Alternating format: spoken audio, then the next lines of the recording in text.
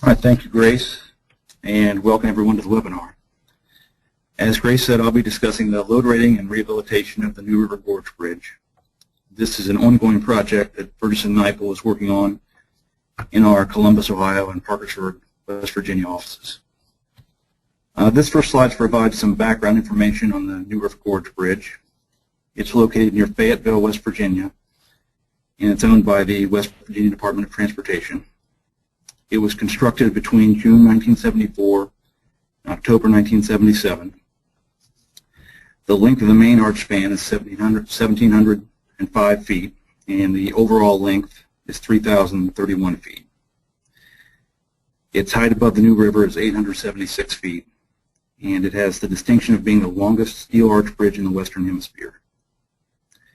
It was listed on the National Register for Historic Structures in 2013. One of the most notable features of the bridge is how high it is. When you visit the site, it's hard to get a feel for the scale of the bridge because of the size of the valley and the distance you have to be at in order to see everything. So this is a photograph of an information board that's at the visitor center near the bridge that helps you get a sense of the scale of how high it is over the river. So they use a couple of structures most of us are probably familiar with, the Washington Monument and the Statue of Liberty. You can see that you can stack two statues of Liberty on top of the Washington Monument and still be a little bit shy of the low chord of the arch truss. This is a similar graphic from the West Virginia, it's from a tourism website for West Virginia, and they use the Washington Monument and the Statue of Liberty and a number of other famous landmarks and just set them next to the bridge for comparison. You can see it falls somewhere between the Eiffel Tower and the St. Louis Arch as far as how high it is from the river. Burgess&Nipple has some history with the bridge. We've been performing yearly inspections since 2008. In the photos you can see some of our inspectors on the bridge. They access every member at arm's length, and they use the combination of techniques to reach the different parts of the bridge. They climb and rappel. And they also use some mechanical access equipment to get to the different components. And you can see this is not something you want to volunteer for if you're afraid of heights. So stemming from our inspection work, West Virginia DOT asked us to do a load rating of the bridge and incorporated the deficiencies that we found during our inspections. So we were scoped to rate all the primary members on the bridge, meaning those that carry live load, and also all the gusset plate connections, and also all the member splices and other connections on the bridge. During the scoping process, we also recommended that wind and temperature forces be included in the rating, since those were potentially significant given the size and the exposure of the bridge. And we were scoped to include a total of 10 different live load cases, HS-20 design load, 5 West Virginia legal loads, and also 4 coal resource transportation loads, which are axle configurations used by the coal industry. So what this worked out to was a monumental load rating effort. We'd be rating over 4,500 members, 871 gusset plates, and over 1,000 non-gusset connections. So this would be the largest single load rating project B&N had ever done. And we put a lot of thought into the methods we would use to carry it out. The first question was modeling. The bridge had lots of interrelated components, so what would the model look like, and how many models would we need? The second question, is probably the biggest, was how would we gather and control all the data we would need to construct the model and to perform the rating calculations?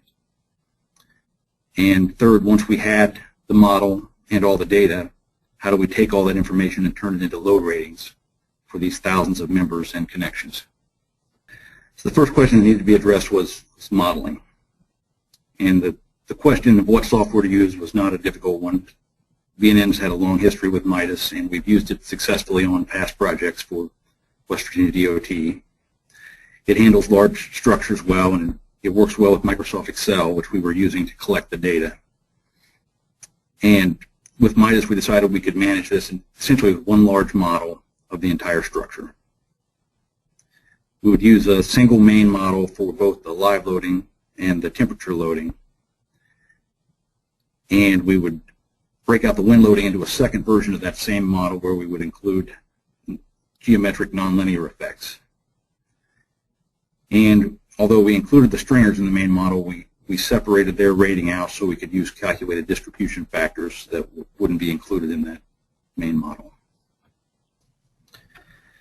Looking at the configuration of the structure, the bridge has 3 units with finger joints located at the unit boundaries at bins 5 and bin 19.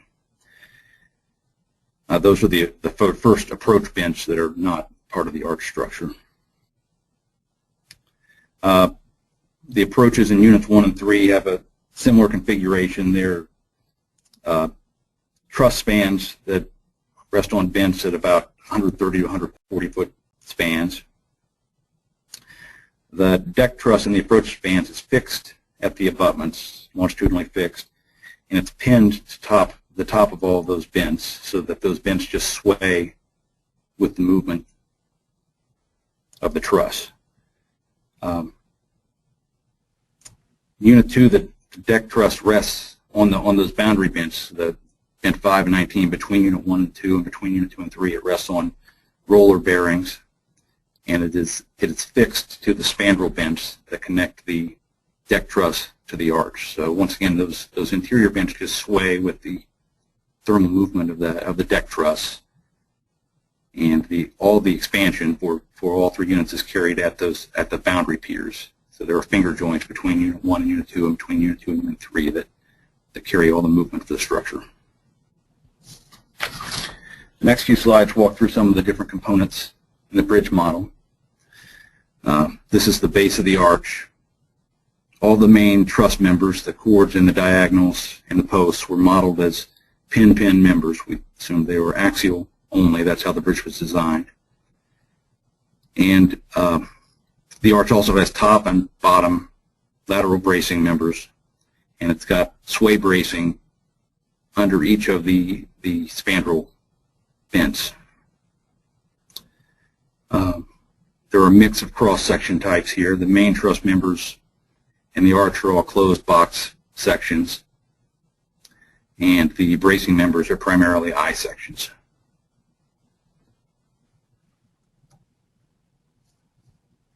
This is a shot of the deck truss portion of the model. Again, the main members, the diagonals, cords, and posts are all modeled as axial only members. The floor beams are also trusses that are the same depth as the deck truss. The top cord of the floor beam truss is a box member that directly supports the stringers. So you can see, if you look closely at the model, the node locations, which are breaks in the member, those are the stringer bearing points. So the stringers don't all sit over truss members. So that top member has combined bending and compression. So it is rated that way. The deck trusses also have bottom lateral bracing that frames into the low cord of those floor beam trusses.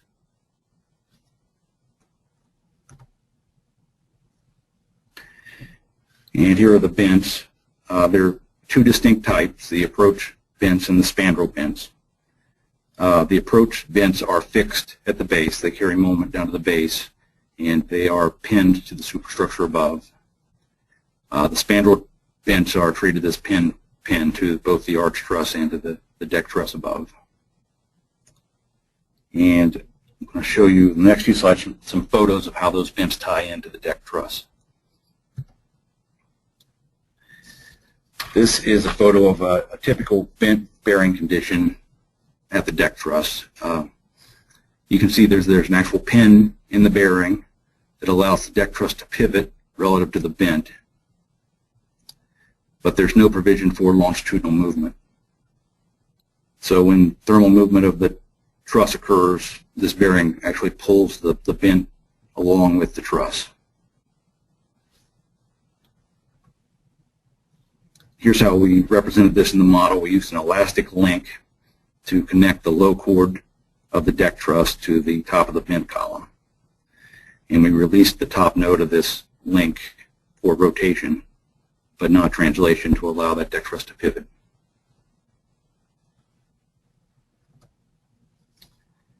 This is a photo of the bearing condition at the expansion vents at 5 and 19. You can see a pin connection similar to the other vent connections on the approach side, and then a very large roller bearing on the main span side. So remembering that the approach spans are fixed at the abutment, that pinned approach bearing actually pulls these vents back towards the abutment or away, depending on the direction of thermal movement. At the same time, the main span is expanding and contracting and pulling the top of that roller bearing in the other direction. So the roller bearing moves from above and below, and then all of that movement is taken by the finger joints above.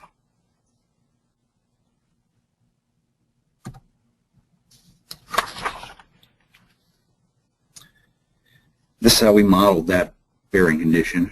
We're using a series of 4 elastic links, 2 rigid links that connect the top node of the bent column to the bearing points, and then 2 more links representing the bearings, with the top nodes on one side released for rotation only, on the other side released for rotation and translation to represent those bearing conditions.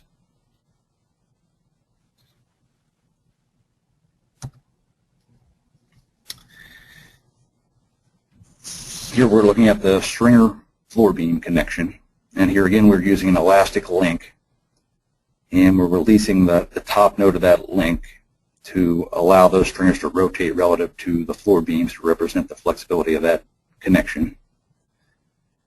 There's also there are stringer release joints over the length of the bridge that allow some expansion and contraction in the stringers relative to the floor beams, and those are modeled by using member end releases for longitudinal movement in the stringer members themselves.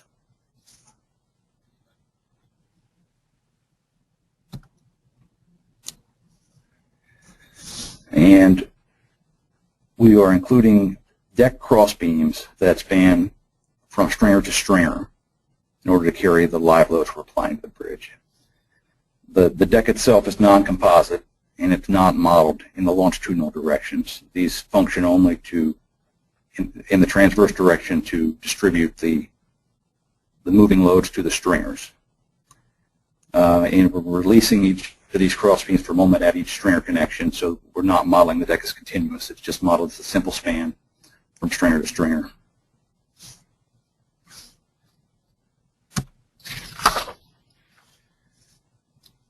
For the application of live loads, we're using Midas's moving load generator to apply the loads directly to the cross beams. We're looking at live loads in various positions across the width of the bridge to make sure we catch the maximum live load range on each member. We're using a total of 24 lane locations, including both the design lanes for the HS20 trucks, which move from barrier to barrier, and also the striped lanes, which we use for the legal loads and the coal resource trucks. That brings us to a total of 55 moving load cases. That includes all of those 10 different moving load vehicles we're including in the rating.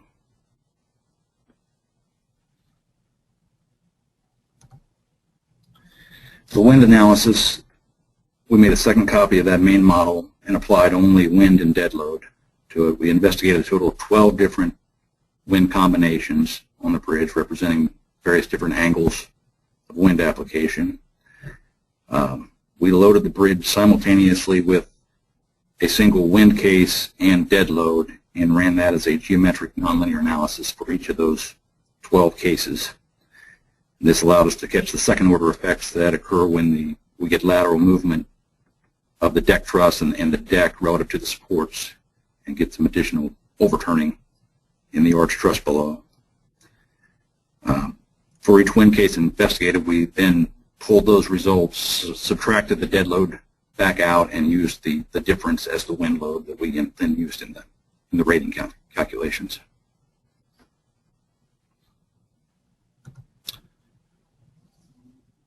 So back when we identified the questions we were going to have to answer early in the process, one of them was modeling, which we've addressed. The second was data management.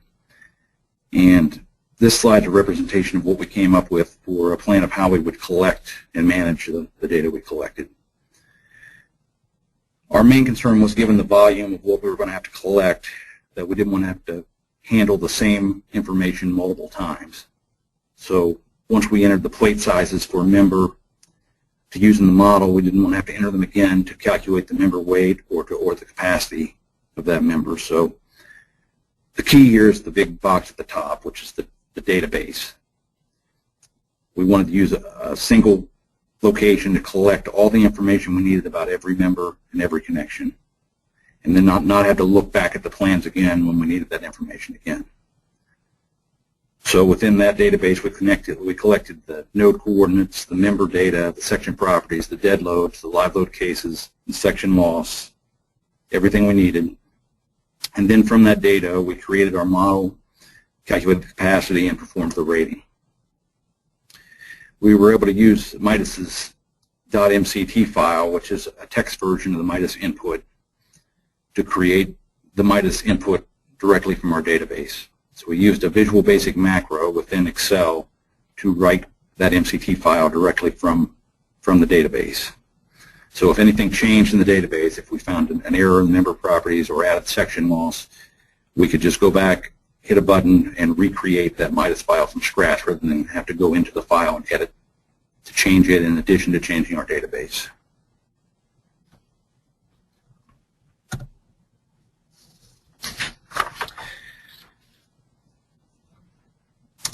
This slide shows a little bit of the nuts and bolts of how the data collection worked. This is a section data worksheet from our database, and then a cut from the design plans, the bridge. We set up that data collection sheet so we could use the same sheet for all of the member types on the bridge, be they I-beams or single cell boxes, multiple cell boxes, rolled sections. And one engineer would go through, pull that data, and we would have the second engineer go through and check each line of that data when we had two sets of initials on each line of the spreadsheet to verify everything was recorded and checked.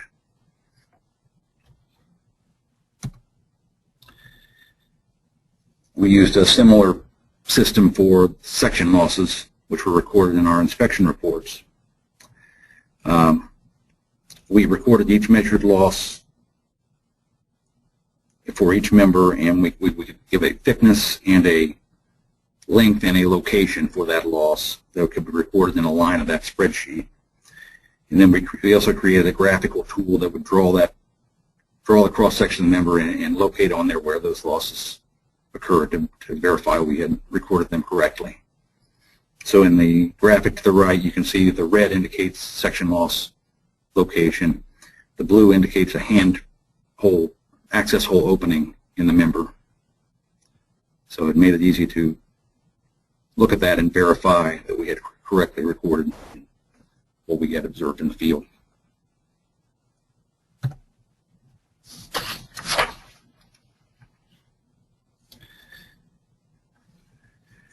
The final step in the rating process was to calculate the capacities and the rating factors for each member. We used an Excel spreadsheet, again, that would import the model results, the section data, the section loss, and then all that from our database, and then output the member capacity and a rating factor for that member. These were a couple of screenshots from the spreadsheet we used. On the right side, you can see the member section, including the losses that we had recorded, and again, an access hole opening in blue. We set this spreadsheet up so we could make a batch run for all the members to get a full set of ratings. So we could put all this member in, hit a button, run, and have it give a rating for each member. Or we could also go back, look at an individual member, and then look at detailed calculations for that member to understand what the controlling force was and whether we agreed with the conclusion of that rating.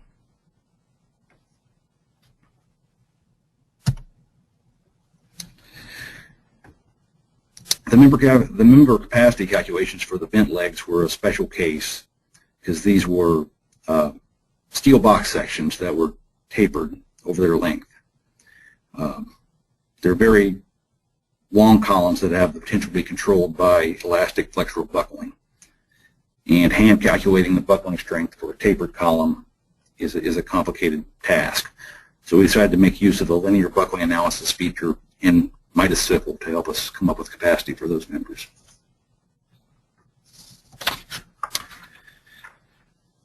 To carry out the analysis, we created separate models for each of the 21 bends.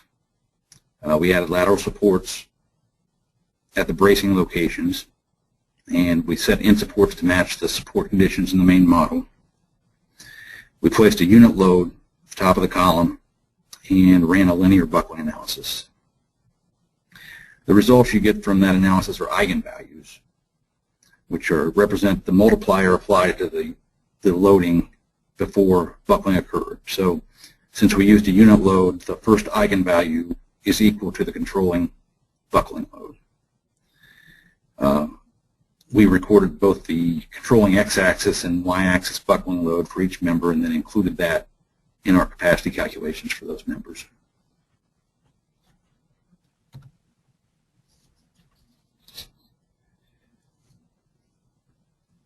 And I'm going to talk now a bit about the gusset plate ratings. As I mentioned earlier, there were a lot of these, 871, and the gussets in this bridge were very large and very complicated, which you can see in the photos here. So once again, we're going to spend a lot of time collecting data, and the way we did this was important to our efficiency, and we would also require, again, a team of engineers to collect it, so we wanted a system that we could use consistently.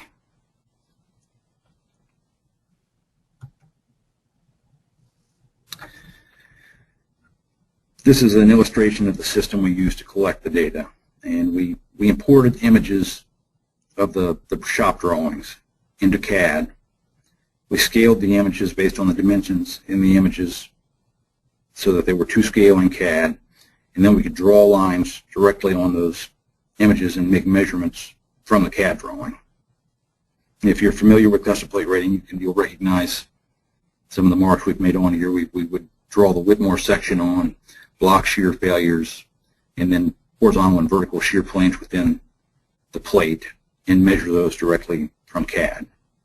The other advantage to CAD is it let us make an electronic record of everything we did, so it was easy for a checker to come back in and verify that those measurements were made correctly.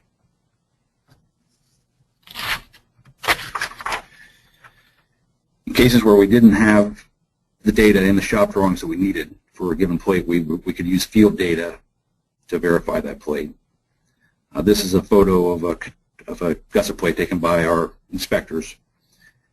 They placed magnetic rulers on that plate, which would allow us to then pull that into CAD and scale it, and then draw on it and measure it in the same manner we would use a shop drawing.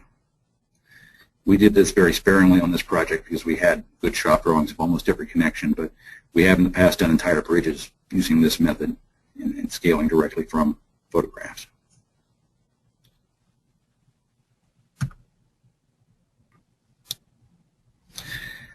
One thing that adds some complexity to gusset plate rating is the need for concurrent forces at the connections. So with member load ratings, we can just take an envelope of the forces in the member and just look at the minimum and the maximum and verify that what rating controls based on that. With gusset plates, using envelope forces can be overly conservative. So for the plate you see here, if you were to take the two chord members and use the maximum compression in one chord member and simultaneously the minimum compression in the adjacent chord, you would have to assume that the difference between those numbers was carried in across that shear plane that connects it to the diagonal in the post member. With the large forces on this bridge, that difference could be enormous. So in order to rate these plates accurately, we needed to look at concurrent forces for each connection and check multiple load cases for each connection to verify what the controlling case is.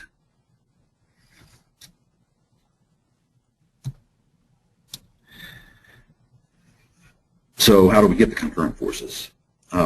Midas is able to provide you with concurrent cases for any load condition. So the next couple of slides I'll walk through how you accomplish this within Midas. First, after you've run your analysis with moving loads applied, you can go to the Moving Load Tracer tool in the Results menu. This allows you to select any force and any member, have Midas show you the loading it used to produce that force. So here I've picked a lower chord member in the deck truss and asked Midas to show the HS20 loading that produced the maximum axial load in that member. And what's being displayed is the colorful diagrams there are influence lines for that member for each of the loaded lanes. And the blue and red marks at the base there are the actual loads, the lane load and the point loads that were applied to produce that maximum loading in the member. So this shows you the loads graphically. If you need to see the numbers behind that load case, you can push the right min-max load to file button down at the bottom of that menu. And Midas will then produce a .mct file, a text file, with all those loads included. You can then take that file to the MCT command shell, which is a tool within Midas, run that file, and then that case is added as a static load case to your run. Then in future runs, you'll get results for that run specifically, which you can use to take concurrent forces. So you'll have every member's result for that load case. So you can look at the concurrent member forces from that load case.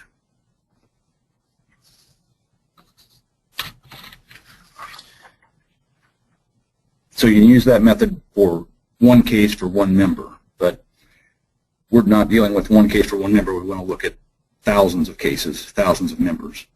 So how do we do this for a lot of members at once?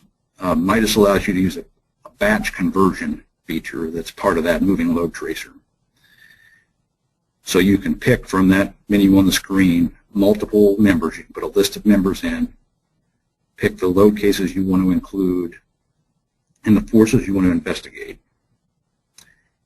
and then run that as a batch run, and it will produce an MCT file that includes all of those load cases as separate load cases in that MCT file. So once you have produced that file, you can then take it, run it in the MCT command shell, and it will write each of those cases to your file. And the other thing that's convenient about how it does it is that it names those cases in a way so you know what's in it. It will tell you this is member 2001 max FX, so you know what you're looking at. And that's the method we use to get concurrent forces for all those members we were interested in, pull them in, and take the output and use it in our gusset ratings.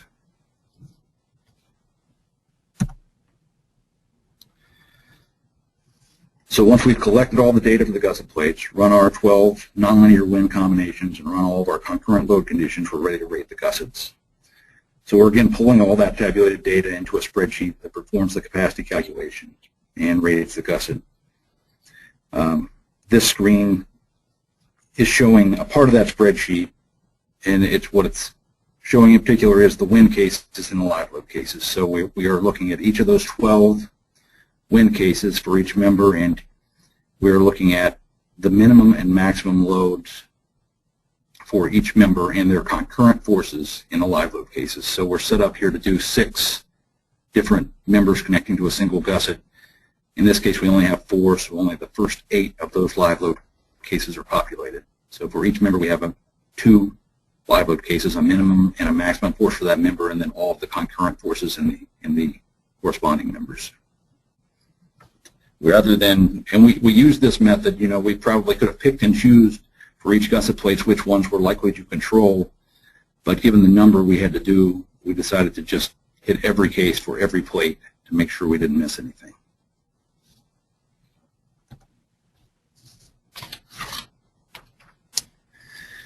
Just a brief word about the results of the rating, which leads into the rehabilitation slides. The results show that every member in connection on the bridge rated above 1.0 rating factor for HS20 operating and for all the legal loads, which means the bridge was safe in its current condition for all legal loading. However, we did show that there were 8 diagonals in the deck truss that rated to less than HS20 inventory, which is comparable to the original design loading for the bridge. The members that we rated low didn't have section walls. This appears to just be a difference in how the unbraced length of they were all compression diagonals was calculated in the original design versus what we did in the rating. But even though they did rate above 1.0 and for operating, WVDOT did ask us to go ahead and strengthen them as part of the rehab plans we're currently producing for the bridge.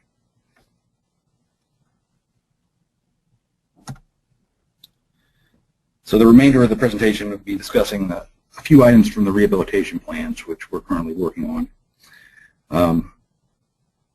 This shows a list of the items that we're addressing in the plans. Most of these are minor repairs, and many of them are non-structural maintenance items. There are a few crack welds on the catwalks, some areas that need to be cleaned and painted, and a few corroded and missing bolts. We're adding drip bars in areas where there's been water infiltration. We're replacing the stringer relief joints, which are small compression seal joints in the deck with the breaks in the stringer lines. And we're doing repairs to the traffic barriers. The two items I'm going to touch on here are the strengthening of those truss diagonals we just talked about, and the resetting of the roller bearings at vents 19 and 5.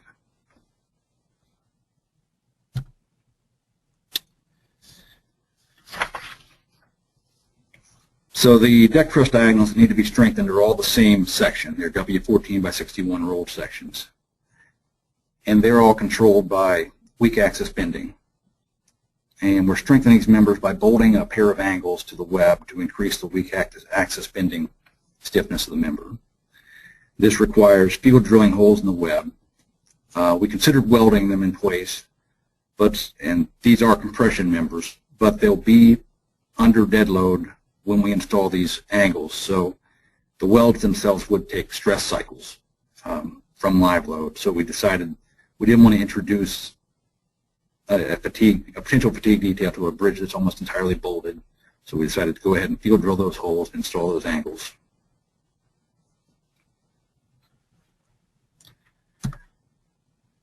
And bearing repositioning. The roller bearings at 519, the expansion, the piers where the finger joints are located. These rollers should be plumb at about 60 degrees, but they're significantly out of plumb at around 60 degrees. The primary problem is that the sole plate at the top and the base plate at the bottom are out of line at 60 degrees. There's an actual offset there. We don't know what caused that problem. It's existed as long as we've inspected it. It was either constructed out of line or some permanent deformation has occurred that we have not identified. But there's also a secondary problem in that if you draw a line along the center line of the roller, that should hit the midpoint of those plates, and it doesn't. That roller has slid relative to the plates. So our goal is to correct both of those two problems with our solution. So the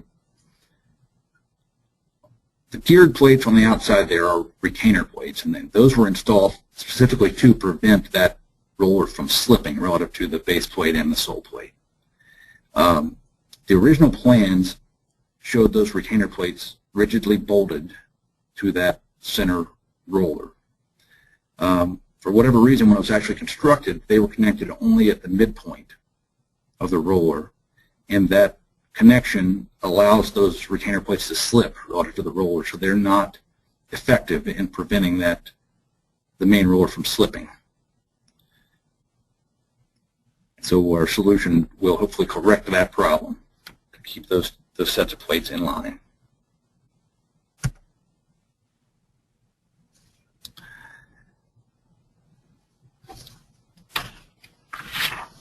So there are a number of things we want to fix here. One is to get the roller plumb at 60 degrees. align the retainer plates with the roller, and fix the retainer plate connection to the roller. The most direct way to do this would be to vertically jack the truss off the roller, unload it, and then work on it while it's unloaded, get everything lined up and put it back. The problem is we're on top of this steel bent that's 450 feet off the ground and with no good place to jack from. We did brainstorm for some ways to lift that truss, but we couldn't think of any that didn't make us really uncomfortable. So we decided that we would try to reposition everything using horizontal jacking while the bearing is under load. So the next few slides walk through graphically our plan for accomplishing this. So this is a schematic drawing of the bearings. You can see the fixed bearing on the left and the misaligned roller on the right. The orange represents the retainer plates, and then the roller itself is behind and gray in color.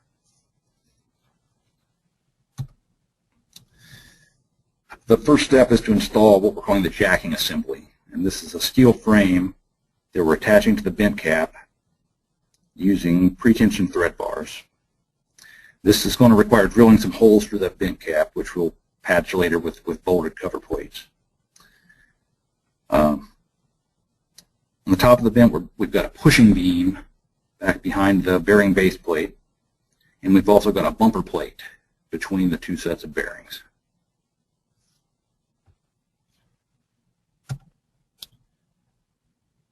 So at this point, we're going to remove the retainer plates from the roller bearing because these are misaligned, and we were afraid when we move this thing horizontally, we may either fail that rod that connects the retainer plates to the roller, or otherwise damage that connection. And we're also at this point removing the welds that connect the base plate to the top of the bent cap.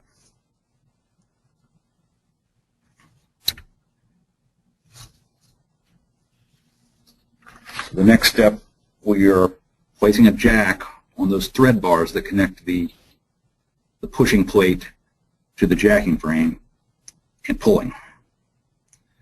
And we'll pull that base plate over until it makes contact with the bumper. And we've set that bumper location based on the 60-degree temperature of the bearing so that we should be aligned now. The upper sole plate and the lower base plate should now be aligned at a 60-degree temperature.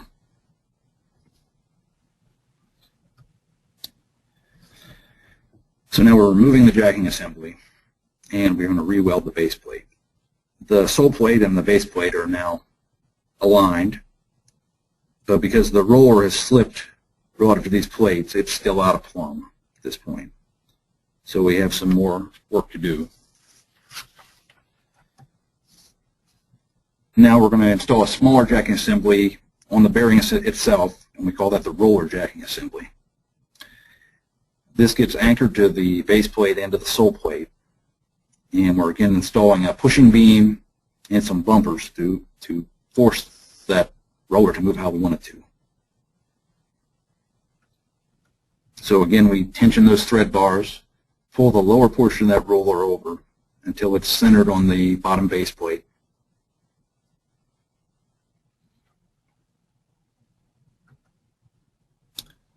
We take off the jacking assembly. We're still tilted because we've aligned the bottom of the roller, but we're still off center on the top portion.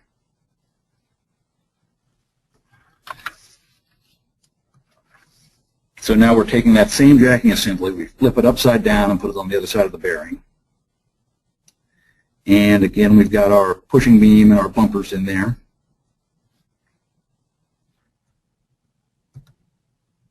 We pull on those thread bars and slide the top of the roller over to the center of the sole plate. And now we should have a fully aligned roller. It's plumb, assuming it's 60 degrees out. But we still need to address the retainer plates.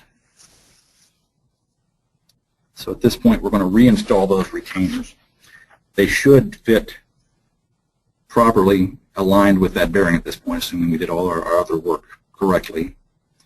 We're going to hook them back on using the original connection. We're going to bolt them at the center of the roller. And then we're going to install some retaining bars. The red rectangles there are 1 inch by 3 inch bars that cross from retainer plate to retainer plate and restrain the bearing at 4 points. Those are welded to, the blue rectangles are tabs that are welded to those retainer plates on the side.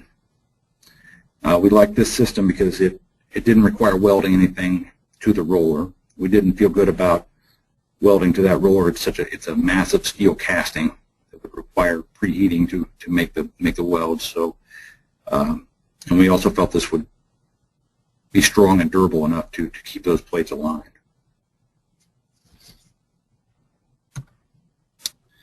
And that's all I've got. I want to close by thanking West Virginia DOT for their support and for giving us the opportunity to work on this project, and Midas Software for their help with this project and also allowing me the time to